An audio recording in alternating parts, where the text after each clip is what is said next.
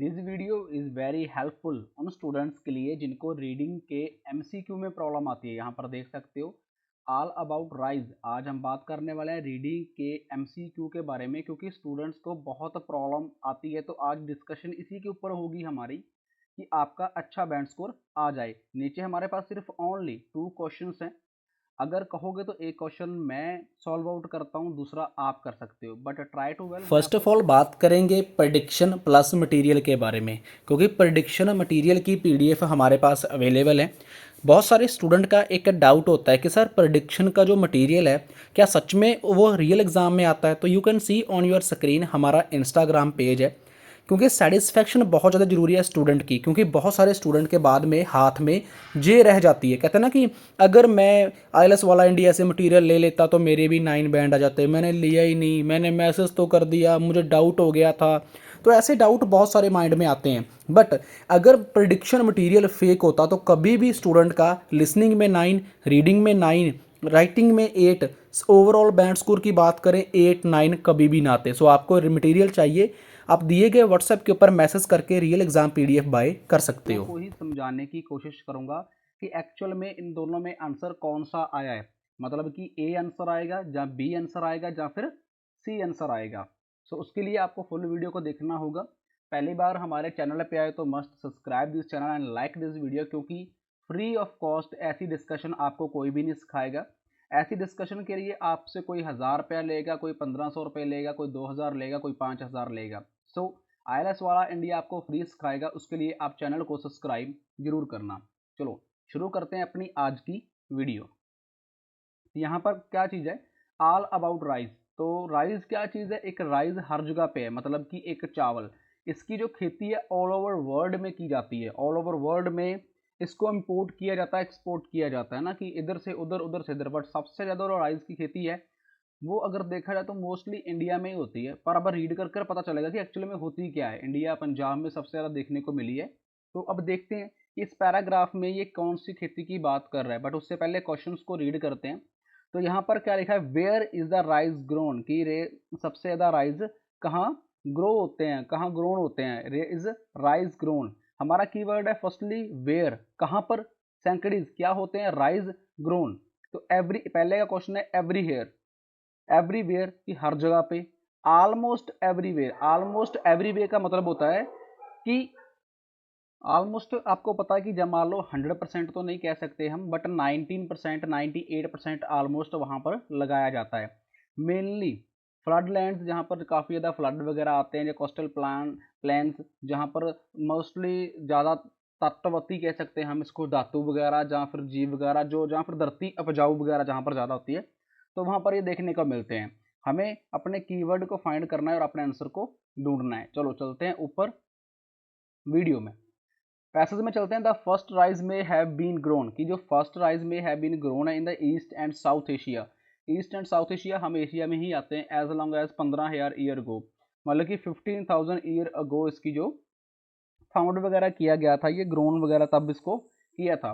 When people began to settle in the river, कि मतलब कि जब वो सेटल वगैरह करते थे अपने रिवर में, डोमेस्टिकेटेड विल्ड राइस को लेकर। Today is grown practically everywhere, यहाँ पर देखा जाए टुडे इट इज ग्रोन। अब ऑलमोस्ट को किस में चेंज कर दिया गया, प्रैक्टिकली एवरीवेयर। ऑलमोस्ट को चेंज कर दिया गया प्रैक्टिकल एवरीवेयर में।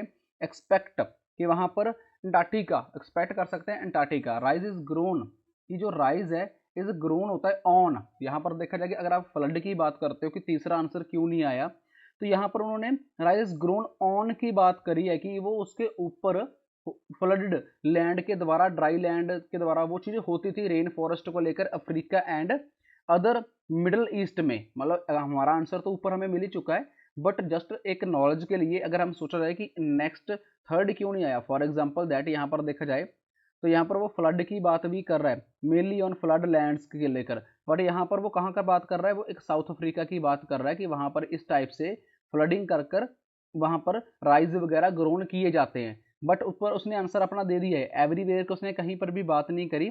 प्रैक्टिकली एवरीवेयर की उसने बात करी है, मतलब उसका मतलब है ऑलमोस्ट एवरीवेयर, कि राइस है जो ऑलमोस्ट हर जगह पे उगाए जाते हैं। मतलब कि जो मेरा आंसर राइट आया है वो सेकंड नंबर आया है। क्यों आया है? अब मेरा थर्ड नंबर क्यों नहीं आया? जहाँ पर फ्लड की बात करी गई है, you can see on your screen यहाँ पर, तो यहाँ पर वो अफ्रीका की बात कर रहा है।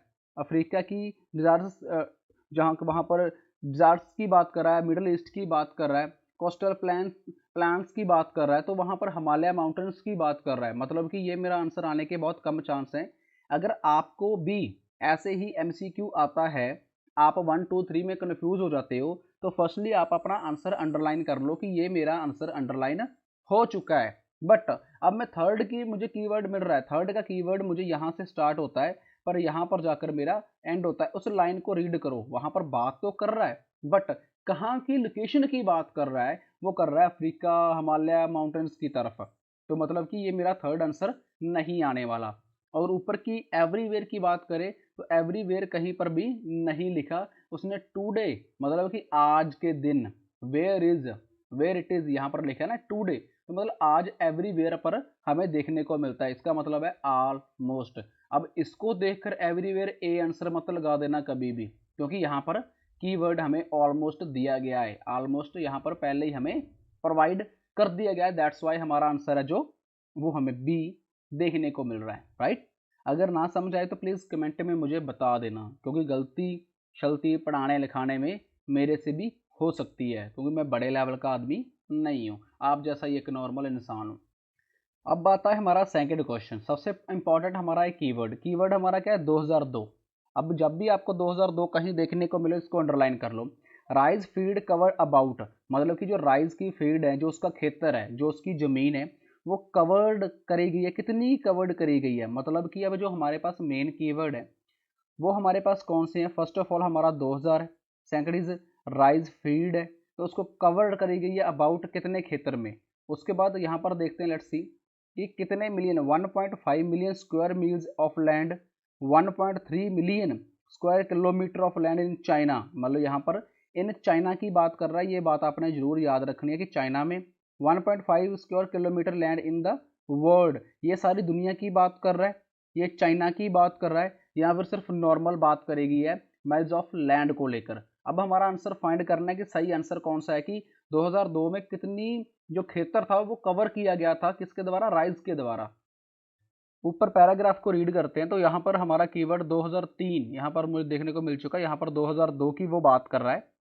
Let's see 2003, let's see on the screen. यहाँ पर देखो स्क्रीन के ऊपर, यहाँ पर इन द 2003 उसने 2003 की बात करी है कि the world produce about 589 million tons paddy rice की, वो 589 मिलियन टन्स और राइस को प्रोड्यूस करते थे।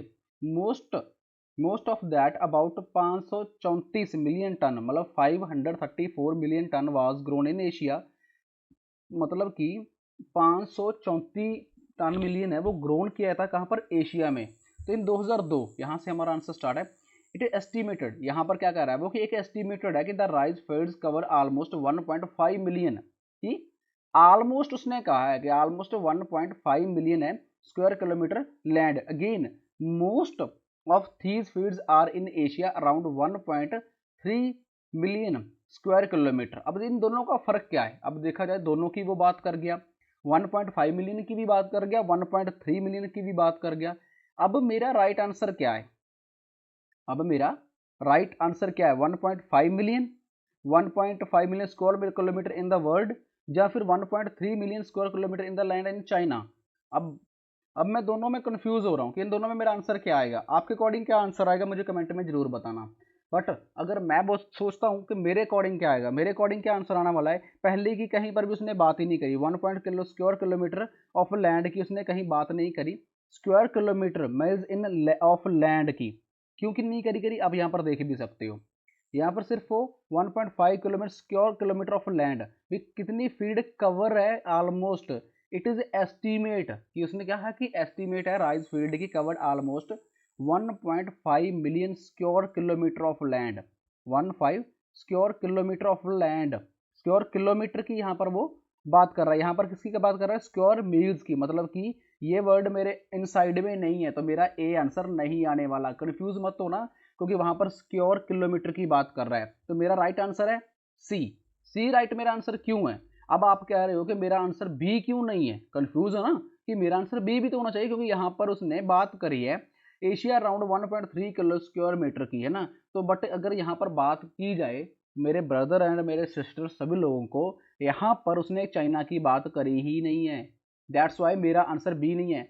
माना कि ये दोनों आंसर सेम लग रहे हैं हमें, बी एंड सी दोनों आंसर सी लग रहे हैं, बी एंड सी लग रहे हैं, बट यहाँ पर मेरा जो आंसर राइट है ना, मेरा राइट आंसर है वो है सी, क्योंकि यहाँ पर उसने वर्ड की बात करी है, यहाँ पर चाइना की उसने बात ही नहीं करी। दैट्स वाई ये मेरा आंसर नहीं हो सकता। अब मेरा बी आंसर बिल्कुल भी नहीं है, सी आंसर मेरा 100% राइट है। और ज़्यादा अच्छी वीडियोस देखने के लिए चैनल को सब्सक्राइब और वीडियो को लाइक जरूर करें अगर आपको ये वीडियो अच्छी लगे।